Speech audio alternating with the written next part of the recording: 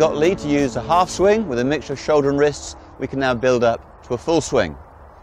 Now what I want to demonstrate is that the golf swing is only made up of 3 key ingredients. Half the swing, 50%, comes from the shoulders. A quarter of the swing comes from the forearms, and a quarter comes from the wrists. But what I want to show is that we get 3 for the price of 2. If we mix the shoulder to the wrists, the forearms are for free.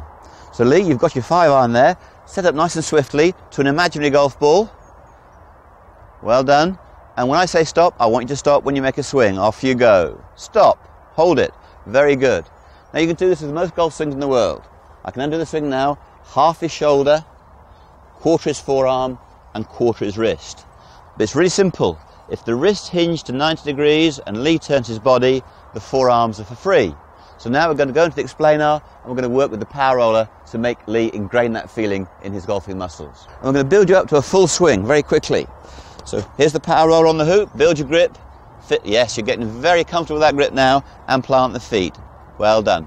So there you are, centrally placed, you're ready to go. So, as I mentioned earlier, your golf swing, Lee, is a little bit of wrist hinge, a little bit of arm rotation, and now your shoulders turn.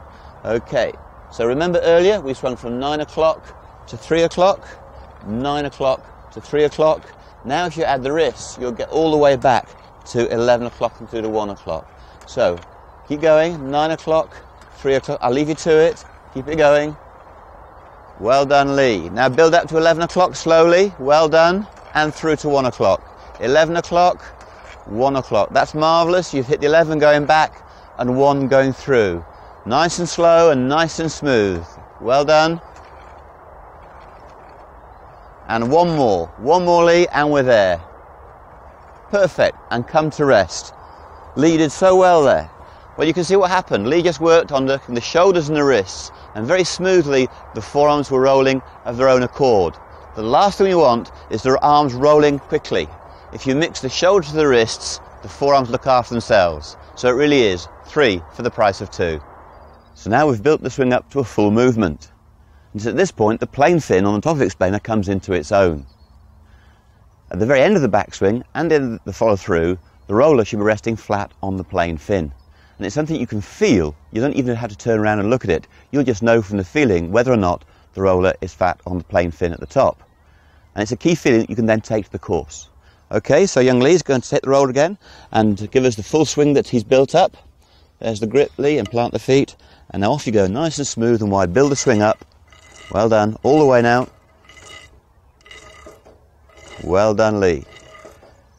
Make it a bit longer and a little bit slower for us.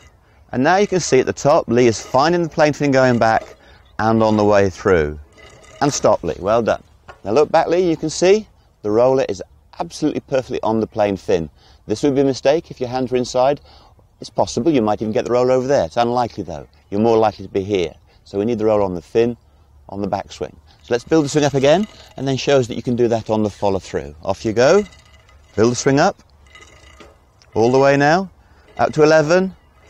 And 1 more, and stop. Well done. Have a look, Lee. You found the fin on the follow through. So Lee did that beautifully. Again, he might have been off the fin in this manner or in this manner, but as he's built up his shoulder and his wrist together, the nice blend has kept the power roller in the right place at the end of the swing. Right, Lee, let's go to the golf course and make that work with a real golf ball, eh? Off we go.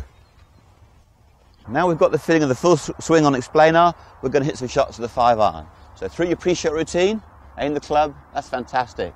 Now fist and fingers, and then shuffle your feet and get comfortable. You're aiming beautifully. Perfect, and you've held the follow through. And that was 11 o'clock, 1 o'clock. And again. Off we go, full swing, and superb. Lovely bit of draw spin, and I love the way you kept your balance on that one. Last one.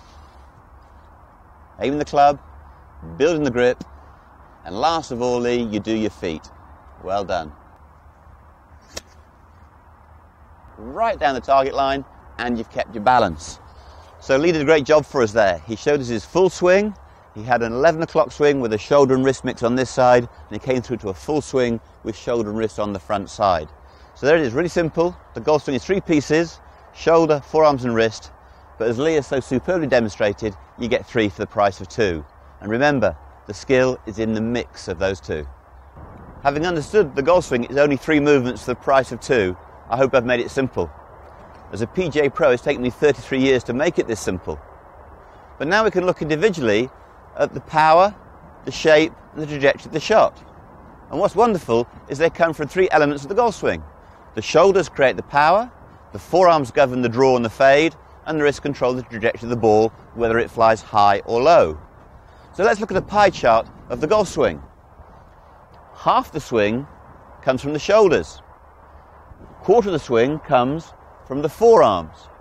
And the last quarter comes from the wrists. Those 3 hinges are part of the human mechanism.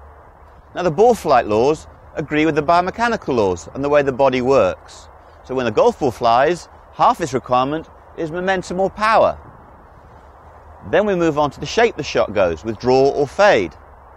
And then the trajectory of the ball, low or high. And the beauty is those 2 pie charts overlap. The shoulders give the power, the forearms control the shape, and the wrists control the trajectory. Again, we can use all those 3 elements and mix them as we need with the explainer and the power roller.